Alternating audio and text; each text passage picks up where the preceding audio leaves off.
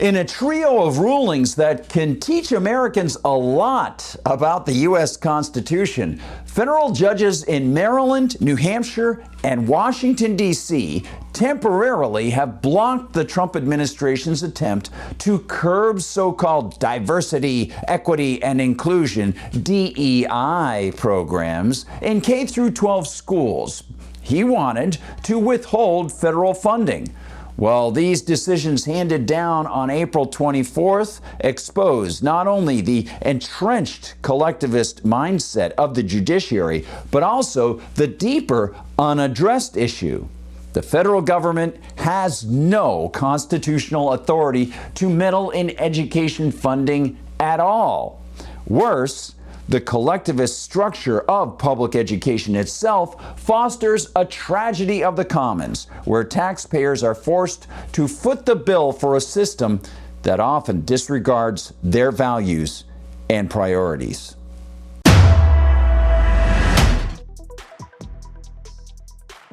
Hi everyone, I'm Gardner Goldsmith for MRC-TV, and here's the story. The Trump administration's policy outlined in a February 14th, 2025 Dear Colleague letter from the U.S. Department of Education, DOE, sought to enforce compliance with the Constitution-insulting Title VI of the Civil Rights Act of 1964 by prohibiting schools from using race-based criteria in areas like admissions, hiring, scholarships, and even graduation ceremonies. The letter, followed by an April 3rd directive, required state education agencies to certify within days that their schools were free of such practices, or they would risk losing federal funds, particularly Title I grants, which are critical for low-income districts.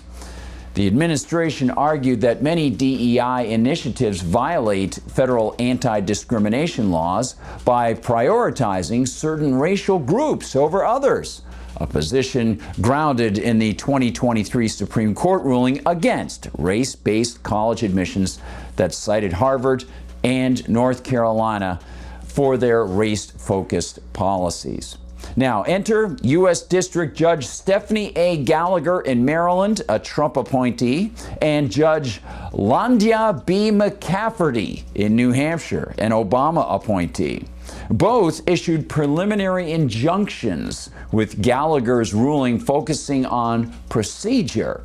Specifically, Gallagher cited the 1946 get this, Administrative Procedure Act, which requires public notices and periods of public commentary that typically, of course, don't stop the government from doing whatever the government wants to do to us. Gallagher's determination that Trump's DOE skirted the process, well, it might make a pretty good point, but it kind of misses the larger rules of the U.S. Constitution regarding overall operations of the United States government. That's right. On its statutory level, this is sound and sees her decision broadly prohibiting the Education Department from enforcing its anti-DEI memo nationwide. But there's a larger point. Now, in New Hampshire, McCafferty's decision cited the Trump DOE's rule for infringing on teachers' right to free speech, as the judge said. Now, there was no mention, of course, of the right of free speech for the taxpayers whose money is taken to fund school plans and ideology with which they might, disagree. Compelled speech is not free speech, but evidently McCafferty slept through that portion of law school. As the Southern Maryland Chronicle reports, quote, the preliminary injunction by McCafferty is nationwide as well, but only in effect at schools where plaintiffs in her case are represented, end quote. And as Politico reports, the D.C. case saw a ruling along similar lines. Quote, A third ruling issued in the District of Columbia by Judge Dabney Friedrich, a Trump appointee, further blocked the department from demanding schools certify their compliance with the Trump administration. The government's threats, the judge said, likely violate the Constitution, end quote. But since this pertains to local and state education, let's derive two long-term lessons from the bickering and the rulings. First, the U.S. Constitution. The Constitution grants the federal government zero authority to fund education, and the 10th Amendment explicitly reserves powers not delegated to the federal government to the states or the people. Education is not among the enumerated powers in Article 1, Section 8, nor anywhere else in the U.S. Constitution, something the judges seem to have overlooked. There is no secret decoder ring that lets people read invisible text, allowing for Jimmy Carter's pet creation, the Department of Education, established in 1979, and of course its practical effect has been to siphon billions from taxpayers to impose centralized mandates on local schools. Title I funds, well, they are for arbitrarily defined poor kids and underachieving students, funds which the Trump administration threatened to withhold. Well, they exemplify this egregious, anti-constitutional, emotion-fueled attack, dangling federal dollars as a carrot to enforce compliance with Washington's edicts. Second, we see the deeper flaw of the public education system itself. This, as I mentioned, is a textbook case of the tragedy of the commons. In a free world, politicians would not be forcing people to pay for anything. And, as it was until the late 1880s or so, education would be and should be provided by private entities and churches, competing to meet parental and student demands. As economist Ludwig von Mises observed, quote, "The essence of the interventionist policy is to take from one group to give to another," end quote. And in this case, the government, whether it be the federal government or the state government or the local government, extracts wealth from all to fund a system that reflects the pedagogical preferences of a select few, often bureaucrats, unions, or ideologues pushing DEI in this case. These judicial rulings, while temporary, underscore a troubling reality. The courts, like much of the federal apparatus, are complicit in perpetuating an unconstitutional system.